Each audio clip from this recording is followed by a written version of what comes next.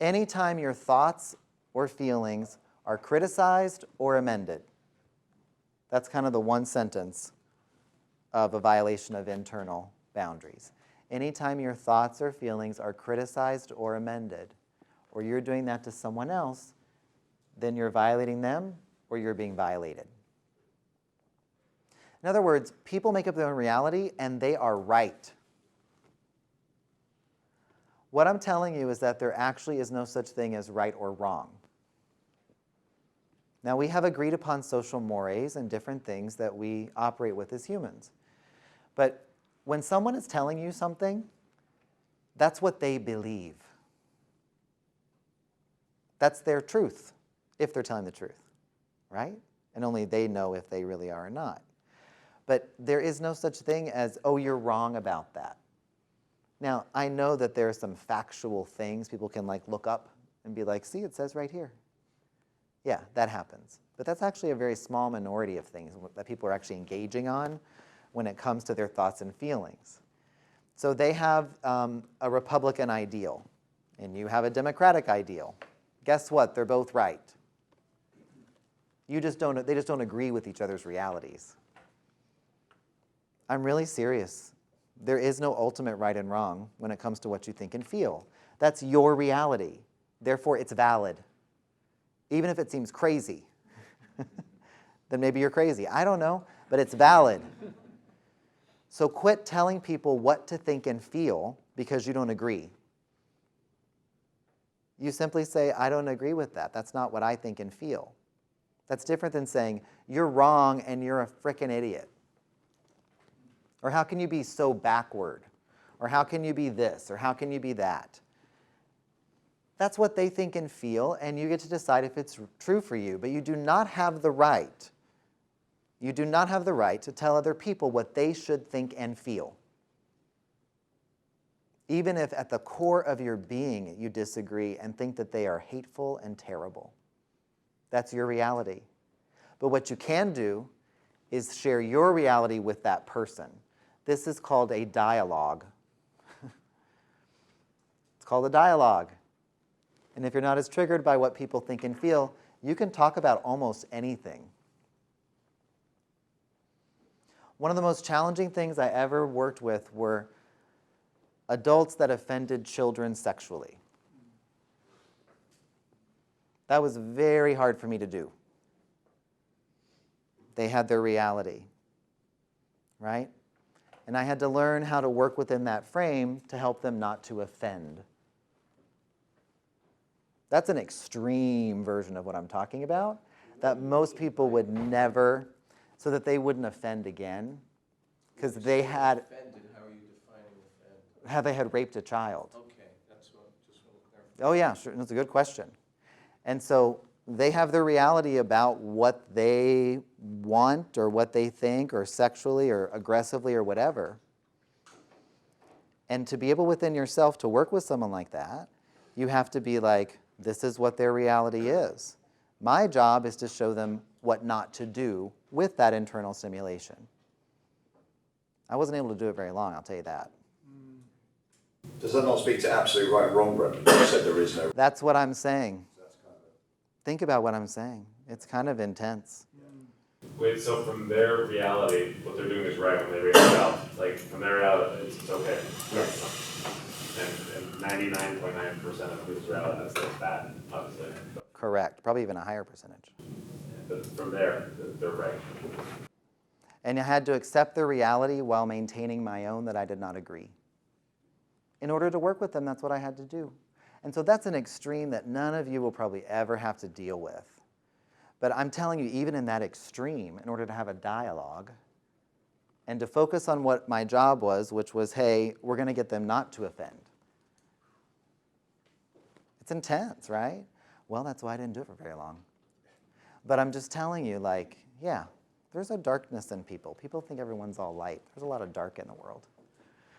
But anyway, for you guys, you don't have to deal with it to that level. I'm just saying deal with it in like a normal level, right? Where it's like, I do not like what this person is saying, and I want to punch them in the face, and they're wrong, and they're hateful, and they're this, and they're that. That's your reality and that's valid. Tell them what you think. But there is no right or wrong in that way. It doesn't exist. That's the problem everybody's having right now. It's kind of like agreeing to disagree. It's like, your reality doesn't match mine. So what? So what? It's like it doesn't match. Think for yourself. But you can share what you think and feel if people are not shut down all the time.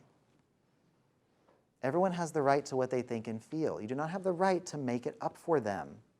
It causes problems and it's inappropriate. It's bullshit. Yes? It seems like there still would have to be better or worse. Like the framework you're teaching, you believe that it's better than other frameworks you would like us to. It's only the framework that I know. I'm not saying it's better. I'm sharing with you what I know. And then you get to decide if it's a match for you. Right. We get to decide for ourselves, but you must have an opinion on how it compares to, say, all the other frameworks that you might teach. I do. That's why I don't do traditional therapy. But really, I'm just fulfilling a function. I'm a human that has a function. It's not a normal thing. I have a function in the world, and so my job is to do my job. I really mean it. I'm just doing my job. And so it may not be the better thing for every person. What does it have to do with me? But it's better than some things for some people. Correct. And I'm saying it's better for me. It worked for me. And so in sharing it with you, I hope it's better for you too than some other things. But I'm not actually saying that it is inherently better. It's better for me to the point that I want to share it with you. And it's also a business. I make no bones about it. It's also not like they're forcing us to be in here. We all No. choose to be in here. Exactly. But do you see what I'm saying? Like, yeah, I have an idea that it's better than some things that I tried before. That's why I had to make a process, because I was like, I don't see anything that's going to work for me here. Yeah, but what I'm reacting to is the idea that there's no right and wrong. Still seems- people think and feel. In what people, okay, that changes things to some extent, but, Do you mean about government and stuff? well, yeah, I guess I think of like social, like there is still a shared social. Yeah, there are social mores and norms. And those change throughout history because enough people become a majority and then everyone goes, that's right. There was not even a concept of childhood, for example. I already mentioned this to you before the Victorian era. It was at the very end of the Victorian era that showed up. Before that, kids were little mini adults. They could drink, they could have sex with adults, all kinds of stuff was going. They could work in factories. That was a norm. It blew people's minds whenever they were like, oh, these are children in a weird developmental stage. There was a generation where that didn't fit. Majority rules in social mores. So that's why it changes throughout history and will continue to change. Right, but then we would, if we have an opinion on those things, and I guess this gets to your point about government or politics. Then it's what's right for you. Yeah, I'm still having trouble with the idea that they're all equal, right? Like I know you are. All the possibilities are equal. I know you are. I'm not going to be able to fix that for you. Like, that's something you need to think about. And maybe you'll be like, nah, that's bullshit. That's okay. But I'm not trying to shut you down. What I'm saying is I have no way to help you with that. What the good thing is it's causing you to think. And that's a lot of what I'm here to do. It's like everyone makes up their own reality. Their thoughts and feelings are real to them and they believe them. And they'll defend them when pushed. If you can allow them to be them and you can still be you and then share the differences, then maybe you do that other person or you yourself might arrive at a new consensus. That requires me to not be in a better than and say, well, what I know is better than what you know, and what you're doing is wrong. What if it was possible to have a conversation with someone and you may end up agreeing with them even when you didn't agree with them before? It's possible. Or you find touchstones, like points that you can agree on or not. The idea with dialogue is that you have some kind of growth. But people are very cemented in what they think is right. And then they morally one-up each other and do all this moral signaling with each other. I'm a better person than you because I believe in blank, blank, blank. No, you're not a better person than me. And I'm not a better person than you. Maybe I agree with you, maybe I don't. Doesn't mean I want to hang out with you, right? Like, it's like, if we don't have enough in common on this basic level, maybe I don't want to hang out, but I don't have to judge you and tell you you're wrong. Because only majority decides that. And that's the tug of war that we're in right now as a culture. Who's the majority? 51% say this, 49% say this. Oh, this is going to be good. Can I add to that, Brent?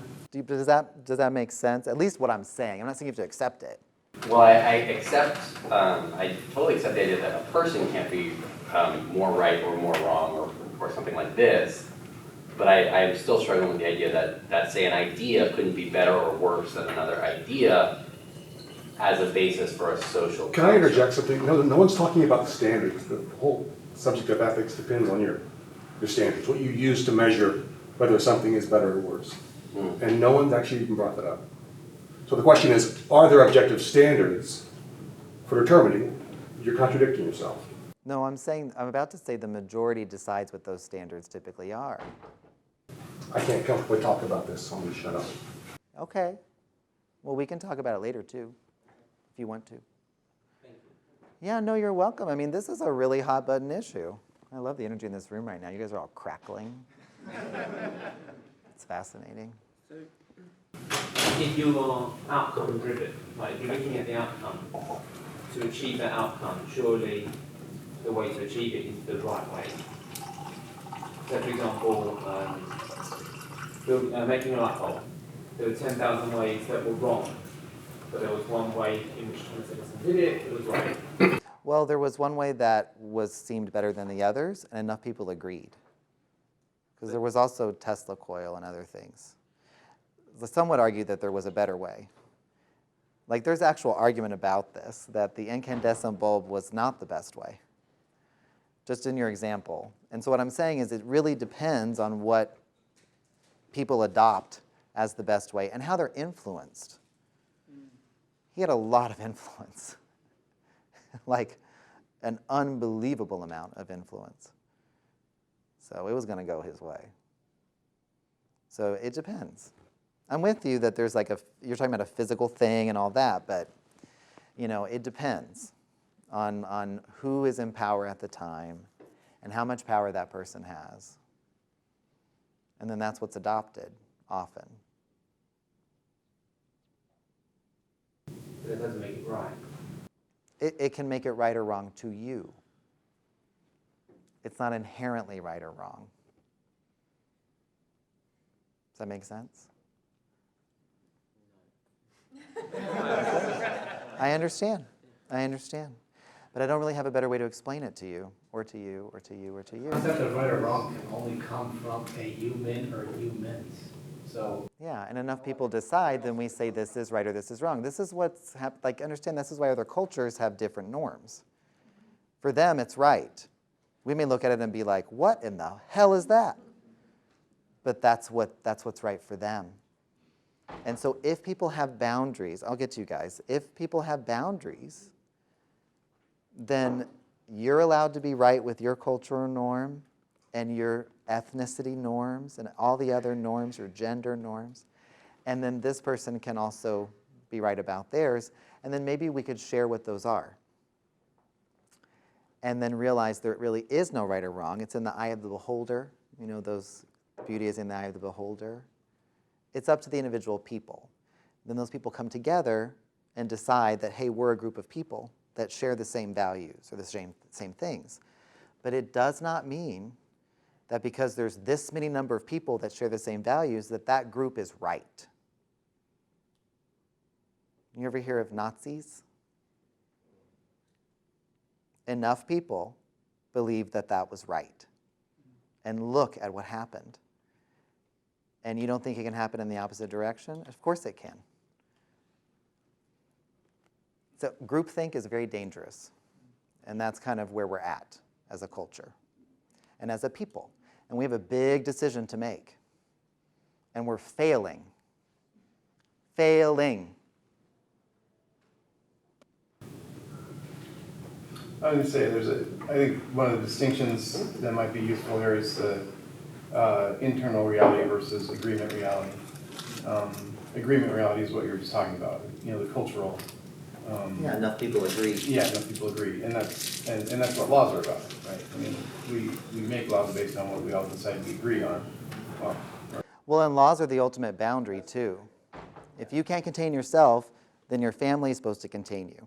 If your family can't contain you, then laws contain you. That's actually what the legal system is. It's the last stop on the train. Jails are the last stop on the train. Right, which is why, what the offenders that you worked with, they were violating the law, which we all agree And other people. is a level, it's a standard, it's a boundary, right? Yeah, and so they crossed that boundary, but in their minds, their internal reality is very different from the agreement reality. Exactly. But then in teaching them that they're actually violating and damaging someone else and using them, I was able to make some headway with them. But I had to be able to sit in a room with them first. And that's the thing. There's a lot of that happening today in U.S. culture, for sure. Oh, there's a lot happening. We're very far into their internal reality being the only reality, and they're just. And it's reinforced by the meanness of everything now. Like, for sure. You and then you. Okay, Christina.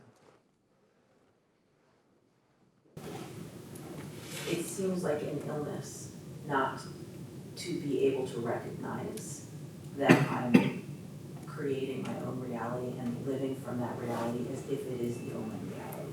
I think it is. And it is the way most people live most of the time. You just said in one sentence why I'm doing what I'm doing. I believe people are ill, mentally ill. About 332 million of them. And then everybody else. It's a sickness, it's an illness, and it's going to lead to really bad things. It already is. And it always has led to really bad things. Nazism is one of them. It's the one people can relate to the most, where everyone goes, oh yeah, that was pretty bad. That's why I'm bringing it up. But there's a million of these things throughout history. Americans especially don't know their history. We think that that we know everything and we're enlightened and nothing's ever happened before us. Are you kidding? This shit has happened over and over and over and over again. Regime changes, different things. I mean, it's just the way of humans, but it's sick. Can I add something, Brent? Yes, sir. I've just been struck, I've had this thought before, but this whole time with our current political climate, you've got and how it relates to this, you've got Trump with the build the wall, the teen building walls, and then you've got the liberal side that's like open borders, everything can come in, and there's just that total teen versus child thing that's spinning. And So what you're talking about is the polarity within each person that then gets extrapolated to a group of people and then a society as a whole. And so this is why I'm teaching you this. The polarity starts in you, okay? So you're here for like self-growth, awareness, perhaps transformation, which is a good reason to be here. And we're talking about the impact of that on more of a macro level, which is not exactly what I was planning on doing today, but I think it's great because you know what, we're having a dialogue. I want you to notice we are having a dialogue. And a lot of it's because I'm not really triggered by your differing realities whenever you have them. So I'm able to stand here and say, well, I hear you, but this is what I think, and what do you think, and I want to know, and okay. And so when you have boundaries, you can do that. That's the difference. And that's why I think the most important thing you're learning is this little segment right here. I don't need you to agree with me. Do you know how freeing that is? can say whatever I want to say. Yeah, I want some more of that in my life. Good for you. I want that for you too, Matt. I think like what's interesting, and it's probably pretty relevant to this group in particular, since a lot of people in here are marketers, is That's it. I have a lot of friends who I tell them I work in marketing or advertising, and they think I'm evil. And there are literally millions of people in this country, probably the majority, probably the vast majority, and the vast majority of the people in the world is going to think each and every one of you is an evil person for what you do. And there's a lot of the world who thinks the U.S. is an evil country for our culture and our consumerism and what they do to other countries. Exactly. And I mean, I have friends who I used to get into arguments about them, and then I realized, like, kind of in a roundabout way, like this was it. There's just like no way that we're gonna agree, so let's just talk about something else. What do you want for lunch? Yeah, but there is a way to talk if you know what the way is, which is that you're kind of in an adult place and you're like, hey, when I see this or hear this, what I think about myself is this. What I think is I feel defective when I hear that. What I think is I have to be perfect for you. What I think is that I'm needy in this moment when you said that. It's another way to use this matrix. You can actually report those things to people.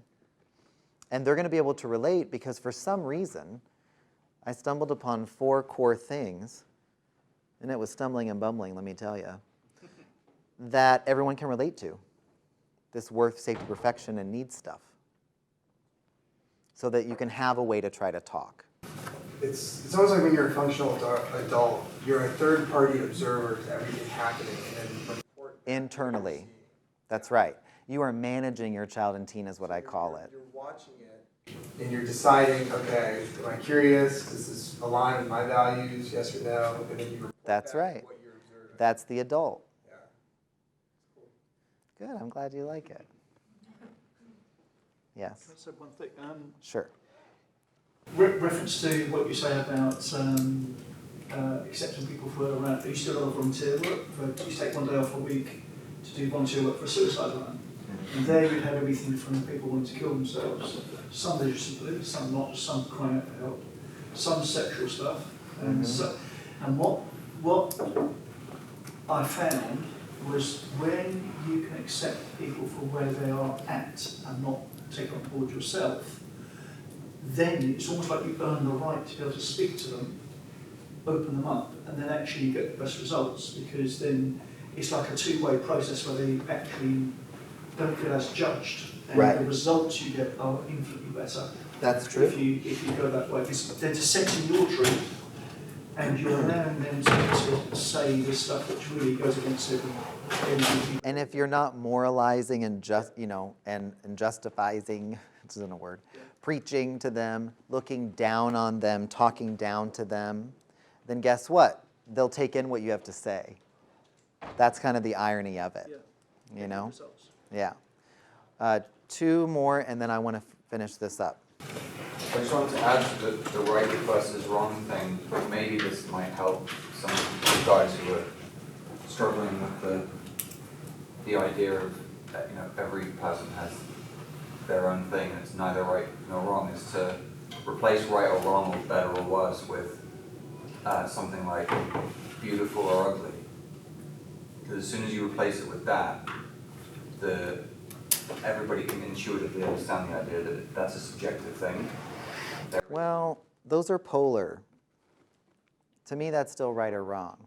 I'm with you on trying to soften the language, and I like that you're doing that. But they're still polar. To me, it's the same thing as saying right or wrong, beautiful or ugly. You see what I mean? They're kind of still opposite. For me, I'm not trying to shut you down. My taste or your taste? Like delicious or, right. So something like that. Something like that is like, we are okay with the idea that certain societies will have a standard of beauty or a standard of what taste is. And that shifts over time, and fundamentally it's a subjective thing, and there is no one thing where it's like, this is what beautiful is and this is what ugly is. It's just people's independent kind of subjective feeling, and that's okay. Yeah, because there is no such, all reality is actually subjective. Now, we all agree this is a table, right? That's kind of objective reality, we call it. I'm going to tell you that that's still subjective. It's just enough people agree this is a table. Another person come in here and be like, oh, what a weird bed. What's interesting whenever you're a psychologist and you're a licensed person is you get to decide who's crazy and who isn't. It's really weird. And so basically you're like, well, if you don't think this is a table, then I want you to take this, and or I want you to... Yes, and then you. With healthy boundaries, like you're talking about, is it possible to maintain a relationship with an extreme narcissist? I don't recommend it. And if you have, no, really, if you have healthy boundaries, then you will run from an extreme narcissist because there's no room for you in that relationship anyway. They only see themselves typically. And there's a difference between true narcissism and narcissistic tendencies. I just want to throw that out there too. You know, there's a lot of narcissism for sure, in particular in our culture. I mean, we're the culture that created the most narcissistic platforms online ever. Facebook. Like, come on. It's the most narcissistic shit ever. Look at my wall. It's on my wall. I don't even know if it's called that anymore. Thank God. Right? Now, there's good uses for stuff. You know, I like how it can be used for groups and like connecting with people, but it does so much other stuff. So everyone's lying on there. Like they're going to go test drive a Mercedes and then be like, it's like, that's not your car. Like my sisters, oh my God. It's just a whole pack of lies. And so I'll text them, oh really? Or this or whatever, because they only will include, I don't have a Facebook. So they include me on like group text, but it's sometimes Facebook stuff. And I'm like, that's not true. And I'll reply to the whole group and say that. But I'm the big brother. And I have this weird job. Thanks. Yeah. This idea of right wrong, I think it's interesting because as I said the other day, so I've got my view of what right and wrong. I don't well, I choose to accept what the Bible says is right and wrong. Right. I believe the Creator has the ability to determine that. Yes. But I understand that it's my decision to accept that. Exactly. Which, I couldn't have said it better myself. Yeah, but I just think it's an interesting perspective because again, the Bible points out that it's not for man to direct to decide what is right and wrong. Mm-hmm. But it also gives the idea of free will, gives that option. Right, you have to accept it. Yes. So the idea that the majority get to decide, and more they can say, well, this is the table. But then God might say, well, that's better. Right. But then it's up to the individual to decide, well, I want to go and say, well, that's the table, or I want to see what piece it is. That's right. And you're still making a choice. Yeah. I just think it's an interesting... I do too. And that's why I think faith is a very powerful thing. And why historically people have turned to faith, whether it's worshiping the sun or the moon, or whether it's the Judeo-Christian concept, or whether it's a Hindu concept.